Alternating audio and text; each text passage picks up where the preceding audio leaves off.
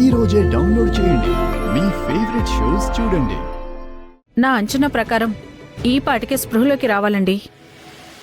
అదే అర్థం కావడం లేదు. అంటే ఏంటి డాక్టర్ మీరు అనేది? ఆవిడ గాని 1-2 అవర్స్లో స్పృహలోకి రాకపోతే కోమాలోకి వెళ్ళిపోవచ్చు.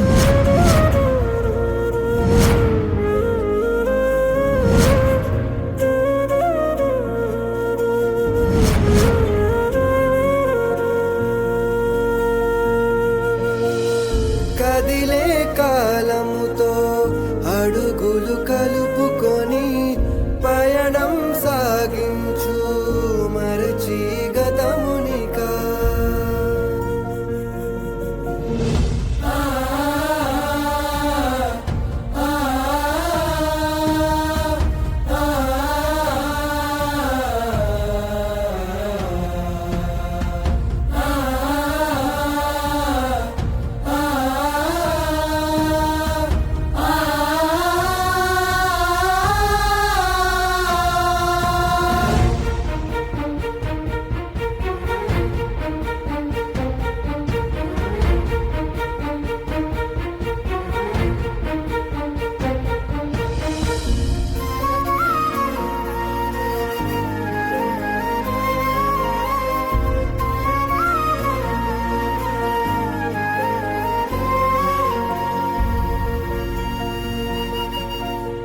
కదిలే కాలముతో అడుగులు కలుపుకొని.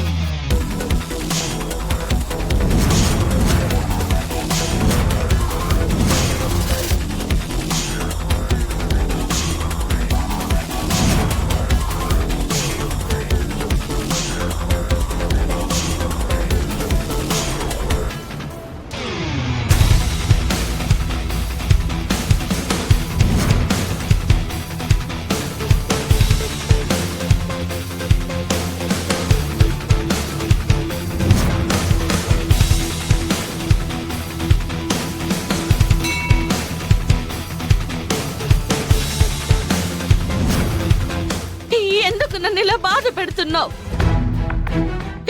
నాకే కష్టం వచ్చినా అమ్మా నువ్వే దిక్కని నీకొచ్చి చెప్పుకుంటానని నీ కలిసైపోయానా? ఎవరికి ఏ కష్టం వచ్చినా తనకి కష్టం వచ్చినట్టుగా భావించి వాళ్ళ కండగా నిలబడుతుంది. అందరూ తనలాంటి వాళ్ళే అనుకుంటుంది. అందరూ బాగుండాలని కోరుకుంటుంది మా అమ్మ. ఆవిడ మంచితనం చూసి నీకు అసూయ కలిగిందా? ఎందుకు ఇలా చేస్తున్నావు?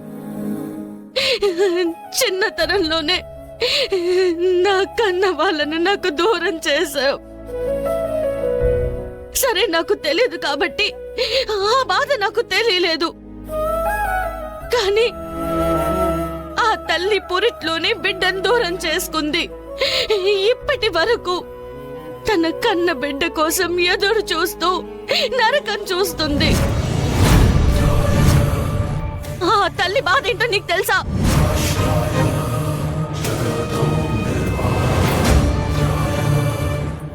నేనే ఆవిడ కన్న బిడ్డనన్న విషయం నాకు తెలిసేలా చేశావు.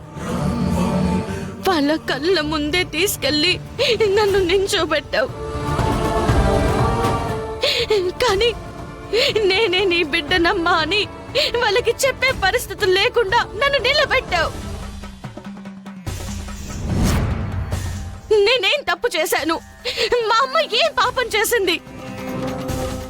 నా కన్న తల్లి చావు బతుకులో ఉంది. ఆవిడ స్పృహలోకి రాకపోతే డాక్టర్ ప్రమాదం అని చెప్తున్నారు. ఇప్పుడు నేనేం చేయాలి? నువ్వేం చేస్తావో చెప్పు. ఆవిడికి ఏమైనా అయితే నేను తట్టుకోలేను. ఆవిడికి బదులు నా ప్రాణాలు బలి తీసుకో.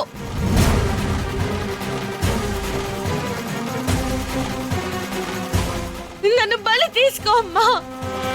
అమ్మా తీసుకో.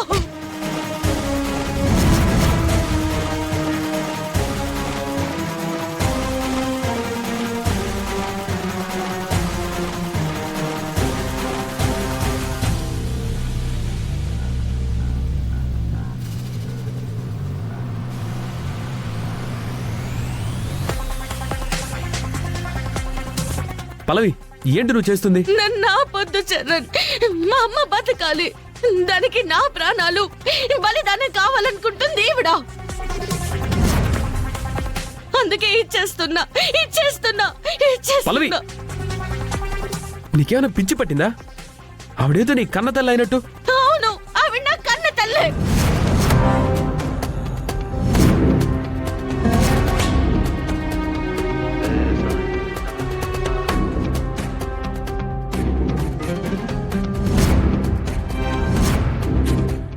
ఆవిడ కంటే ఇక్కడున్న అమ్మవారు నాకెక్కువ కాదు. నాలాంటిది పోయినా పర్వాలేదు, కానీ అలాంటి చల్లని తల్లి బతకాలి. పల్లవి ఆగు. నన్ను ఆపొద్దు చరణ్. పల్లవి ఆగు. పల్లవి ఆగు. ఆపొద్దు చరణ్ నన్ను. ఆగమ్మా.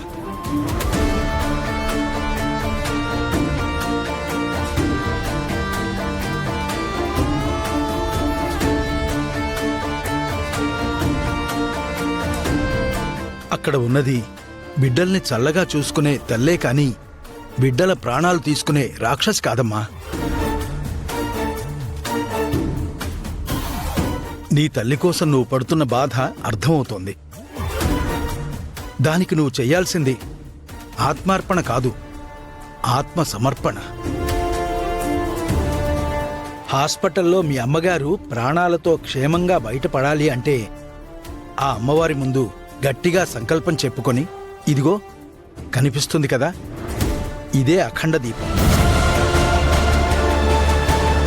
అభ్యంగన స్నానం చేసి తడిబట్టలతో ఆ అఖండ దీపాన్ని నెత్తిన పెట్టుకుని అమ్మవారినే ధ్యానిస్తూ గుడి చుట్టూ 9 ప్రదక్షిణాలు చెయ్యాలి. ప్రదక్షిణలు మొదలుపెట్టిన తర్వాత ఎలాంటి పరిస్థితి ఎదురైనా మధ్యలో ప్రదక్షిణ ఆపడానికి వీల్లేదు. అలా 9 ప్రదక్షిణాలు పూర్తి చేసి ఆ అమ్మవారి ముందు అఖండ దీపాన్ని ఉంచితే ఆ అఖండ దీపం దానంతటా అదే వెలిగితే ఆ అమ్మ అనుగ్రహం నీకు కలిగినట్టే.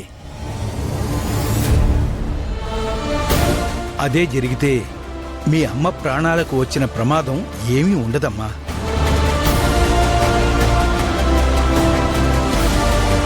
నిజంగానే పంతులు గారు? అమ్మవారిని నమ్ముకొని నష్టపోయిన వాళ్ళు ఎవ్వరూ లేరమ్మా. వెళ్ళి ప్రదక్షిణాలు మొదలుపెట్టు.